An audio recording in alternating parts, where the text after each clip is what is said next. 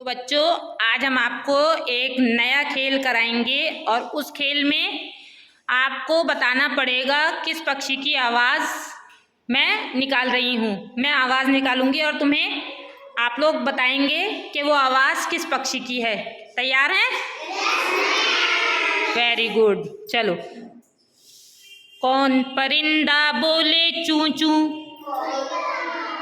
कौन बोलती है?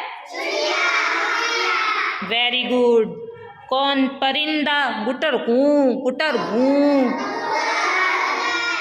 कौन बोलता है? कौन परिंदा कुकुड़ कू? कौन बोलता है? मुर्गा।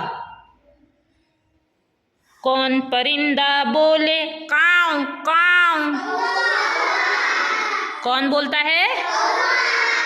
कौआ।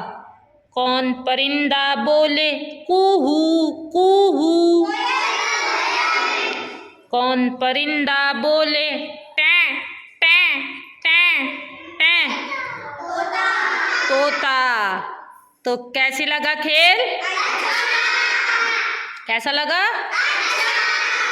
Very good.